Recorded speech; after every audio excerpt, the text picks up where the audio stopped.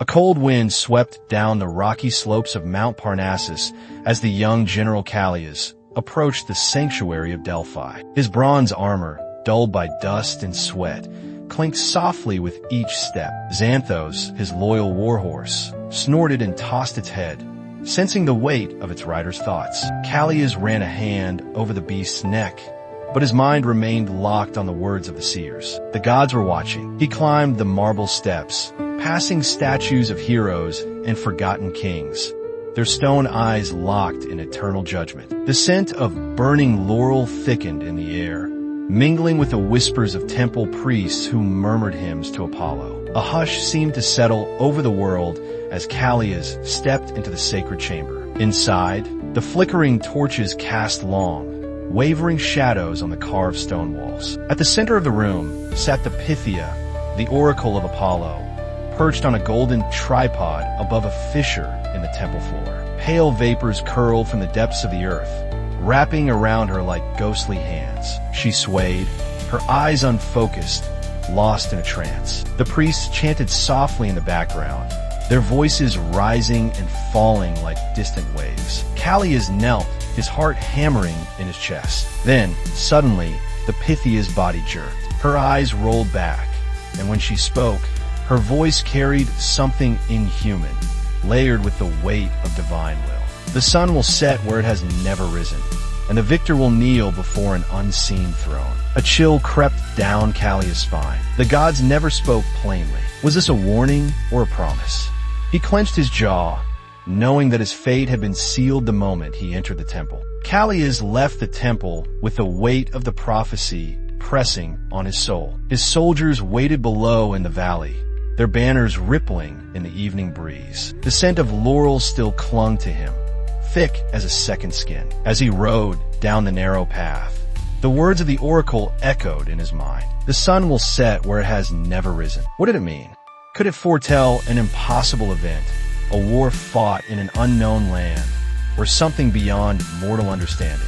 Then a cry split the sky. Kallias pulled on the reins and looked up. A great eagle, black as the void of night, soared above him. His breath caught. Eagles were sacred to Zeus, symbols of power and victory. But a black eagle?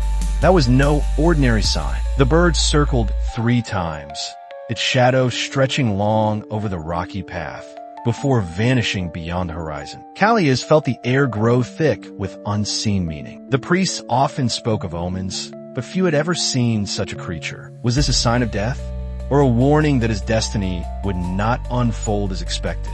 By the time he reached camp, the last light of the sun had faded. His men greeted him with cautious silence, sensing the tension in their leader. Kallias dismounted, his muscles tight with exhaustion, and strode toward his tent. As he passed a shield, he caught his reflection in the polished bronze.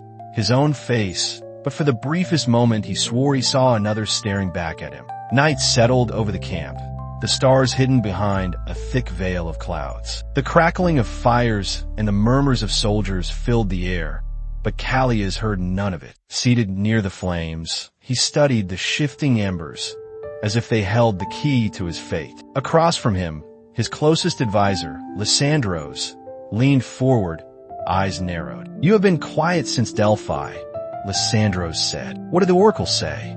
Kallias exhaled slowly. "She spoke in riddles, as they always do. The sun will set where it has never risen, and the victor will kneel before an unseen throne." Lysandros frowned. That could mean anything: a battle in an unknown land, or the fall of a great ruler.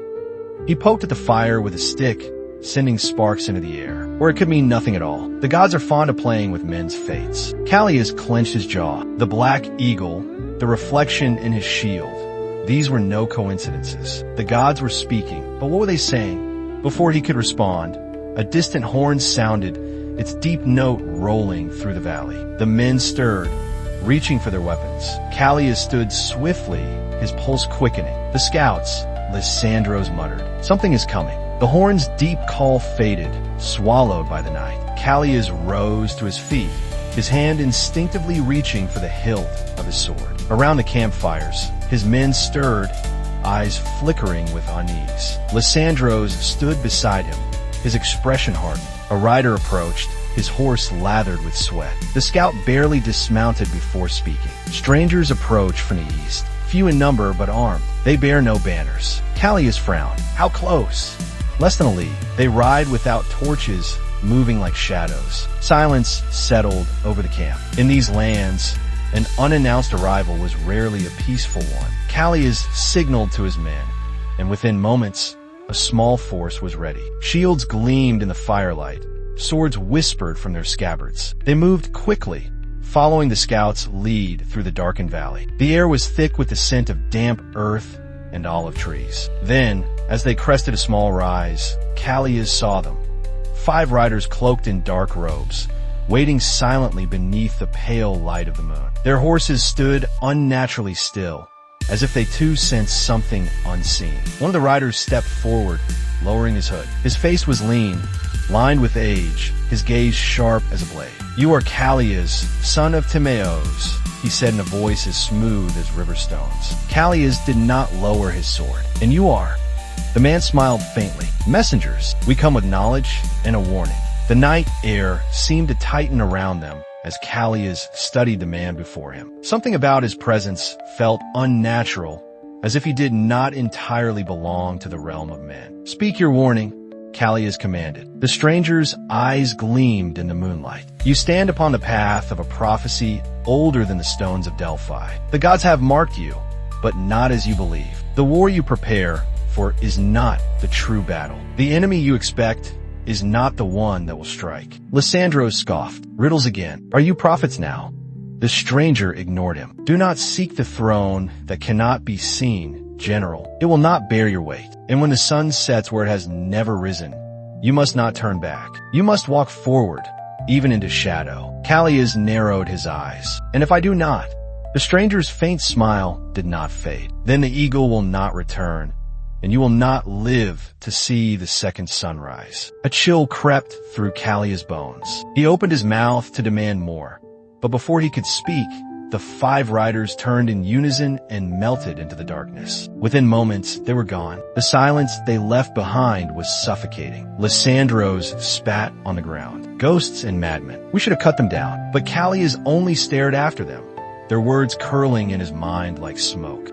Dawn broke with blood-red light spilling over the horizon. The camp stirred, soldiers donning armor, sharpening blades, whispering of the riders in the night. But Kallias had already made his decision. "We march west," he announced. Lysandros frowned. "The war is to the north. That is where the king commands us." Kallias met his gaze. "And the king has never spoken to the gods. The oracle's words, the black eagle, the riders, everything points west." Murmurs spread among the men, but none dared challenge him. They had followed him through fire and death before. They would do so again. By noon, the army was moving, their banners rippling in the strong wind. The road west led through rocky hills and ancient ruins, past villages that whispered of old curses and lost gods. Each night, Kallias dreamed of the eagle, of faceless figures standing at the edge of an endless sea. And then, on the 7th day, they saw it.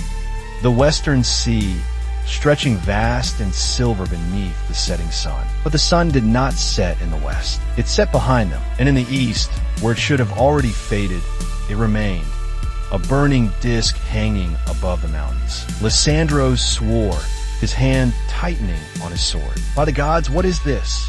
Kallias said nothing. He only stared. The sun had set where it had never risen. The prophecy had begun.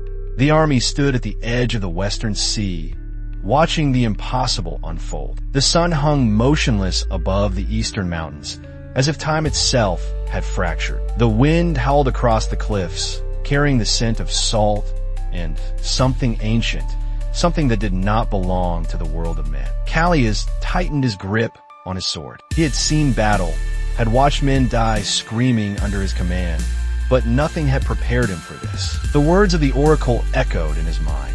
The sun will set where it has never risen. Lysandros stood beside him, his face pale beneath his helm. "This is not the work of man." "No," Kallias murmured. "This is something else." The soldiers murmured among themselves, some whispering prayers to the gods, others gripping their weapons as if they could fight the heavens themselves. Then, from the water, a sound rose, a deep, resonant hum. like the tolling of a great unseen bell. The sea before them rippled, the waves no longer moving with the tide, but pulling outward, as if something beneath was drawing them down. Then, in the distance, figures emerged from the mist, a procession of shadowed forms, moving across the water as though walking upon the surface itself. The men gasped, some backing away, others falling to their knees. Lysandros swore under his breath. What in Hades' name? Kallias said nothing. His fate was unfolding before him. The figures moved closer, their steps impossibly silent on the shifting waves. As the mist thinned, their forms became clearer, tall, robed figures, their faces obscured by deep hoods. But it was not their movement that sent a chill through Kallias' bones. It was the way the air around them shimmered, as if reality itself bent to their presence. Then, one figure raised its arm, and the humming ceased. The silence was deafening. A voice, neither male nor female, neither young nor old, spoke, not aloud, but within Kallias' mind. You have come to the edge of the mortal world. Kallias' breath hitched. He had heard many voices in his life, commanders, kings, dying men on the battlefield. But this voice was different. It carried weight, as though it had been speaking since the birth of time itself. Lysandros took a step forward, his knuckles white on his sword hilt. Who are you? We are the forgotten, the ones who walked before your gods had names, the ones who watched as the first stones of Delphi were laid. A murmur ran through the soldiers, some glancing at Kallias, waiting for him to speak. He forced himself to steady his voice. Why do you reveal yourselves now? For a moment, the air itself seemed to shift. Then, the voice came again. Because the cycle turns. Because the victor must kneel before the unseen throne. And because you stand at the threshold. Kallias' heart pounded. The unseen throne. The words of the oracle were no longer prophecy. They were truth. A weight pressed upon Kallias, as if unseen hands held him between two fates. Around him, his men shifted uneasily, their mortal minds struggling to comprehend what stood before them. Then, the central figure stepped forward. Though its face was hidden, Kallias felt its gaze, ancient, knowing, filled with something beyond human emotion. The path of men ends here. Beyond this point, only those who choose may walk. Lysandros turned to Kallias, his voice low. We should leave. This is not our war. But Kallias knew better. The war they had prepared for, the battle they thought lay in the north. None of it mattered anymore. He had seen the signs, the black eagle, the reflection in his shield, the prophecy. Everything had led here. He took a slow breath, then spoke. And if I choose to walk forward, the figure's head tilted slightly. Then you will see what no living man has seen, and you will stand where no king has ever stood. Kallias turned to his men, studying their faces. Fear, confusion, loyalty. Some would follow him anywhere. Others would not. Lysandros shook his head. If you go alone. Kallias nodded once. So be it. Then, without another word, he stepped forward, toward the water, toward the impossible, toward his fate. The instant Kallias' foot touched the water, the world changed. The sea was no longer sea. The sky was no longer sky. He stood in a place between places, where the air shimmered like molten gold, and the ground beneath his feet felt both solid and endless. The hooded figures were gone. He was alone. Then a whisper, not a voice, but a thought woven into the very air. The throne awaits. Before him, rising from the shifting light, was a vast throne of obsidian, its surface carved with symbols he could not understand. And seated upon it, a shadow, not a man, nor a god, but something beyond either. Its form shifted, undefined, as if it did not fully exist in this world. And yet, Kallias knew this was the unseen throne. His knees weakened. The prophecy had spoken of a victor kneeling. But was he the victor or the conquered? The shadow raised a hand, and the world shattered. Kallias stood before the obsidian throne, his breath shallow, his body frozen between terror and awe. The shadow seated upon it was not man nor god, not solid nor illusion. It shifted like smoke in the wind, yet its presence weighed upon him like the mountains of Thessaly. The whisper came again, not sound, but a thought that burned into his mind. The throne awaits its master. Kallias swallowed hard. Who sits before me? The shadow stirred, its form rippling like disturbed water. The one who came before. A cold realization struck Kallias. Before who? The air thickened, pressing against his skin. Before them all. His mind struggled to grasp the words. Before the kings? Before the gods? The shadow had no face, yet Kallias could feel its gaze, ancient and endless. You have come to claim what is yours. His hands trembled. I did not come to claim a throne, yet here you stand. Something in the way it spoke, the inevitability of it, made his blood run cold. The oracle's words echoed in his mind. The victor must kneel before the unseen throne. But had he won anything? Or had he only followed a path he never truly understood? He took a step forward. The moment his foot touched the ground, the world around him shuddered, and the shadow rose from its throne. The moment the shadow stood, the weight of the air became unbearable. Kallias dropped to one knee, his body forced down as if the world itself demanded his submission. His vision blurred, his limbs locked in place. The whisper came again. The cycle must turn. The throne must be filled. Kallias gritted his teeth. By whom?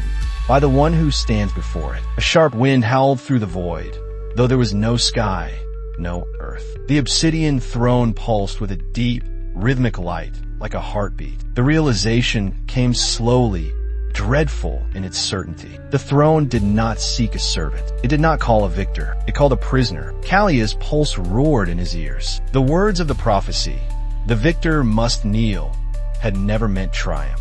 They had meant entrapment. The throne was not empty because it waited for a ruler. It was empty because the last occupant had escaped. The shadow was not its master. It was its prisoner, and now it would be free. The truth struck Kallias like a blade to the gut. He had not been chosen to rule. He had been led here to take its place. The shadow reached out.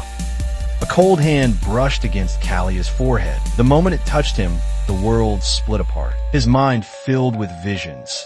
Endless ages, forgotten empires, faces of men and gods lost to time. He saw warriors before him, kneeling as he did, their eyes wide with realization, their screams swallowed by eternity. He saw the first king, the first war, the first lie whispered by the gods. And he saw what lay beyond the throne. A void, a hunger, a thing that should never wake. The shadow had not sought freedom. It had sought escape, and Kallias had walked willingly into its place. "No," he whispered. His arms burned as he fought against the force pinning him down. The throne pulsed again, the shadow looming closer. He felt it pressing into him, a presence that was not a presence at all. If it took him, it would wear him like a mask. The world would never know he was gone. But he was no mere pawn. With the last of his strength, Kallias did the only thing he could. He reached for his sword.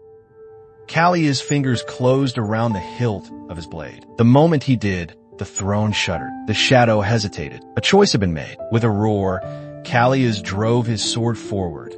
Not into the shadow, but into the throne itself. A deafening crack split the air. The obsidian throne fractured, golden light pouring from the wound. The moment the blade struck, the world convulsed. The shadow let out a sound, something between a howl and a sigh. Its form twisted, unraveling as the throne lost its hold. Kallias felt himself being pulled away, back toward the world he had left behind. The last thing he saw was the throne crumbling, its prisoner dissolving into nothingness. Then silence and darkness. Kallias awoke to the scent of salt and the murmur of waves. He was lying on the shores of the western sea. The sky above him was painted in the hues of true dawn, no longer frozen in unnatural light. The sun had set. The sun had risen. The cycle had turned. Lysandros stood over him, eyes wide with disbelief.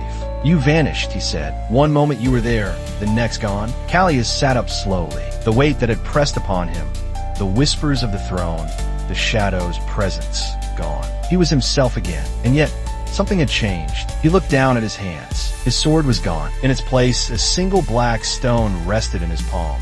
Smooth, cold, pulsing faintly with energy. The last remnant of the unseen throne. He closed his fist around it. The war in the north. Lysandros asked hesitantly. Kallias took a deep breath. "There is no war," he said. "Not anymore." He turned to face the horizon. The gods had lost a pawn. The cycle had broken. And for the first time in countless ages, the unseen throne was empty. For now. Years passed. The name of Kallias became legend, spoken in hushed tones by those who feared the unknown. The war in the north never came to pass.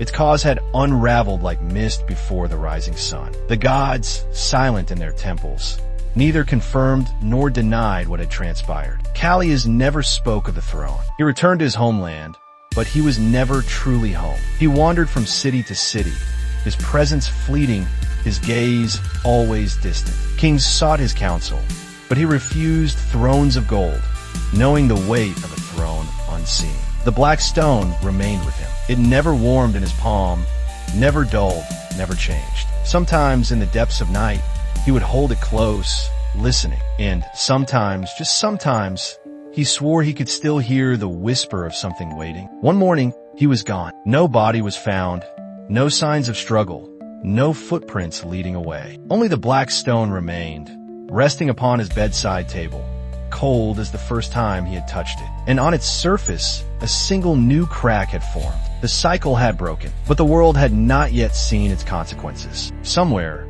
in the places where mortals dared not look, something stirred, something forgotten, and it was waking.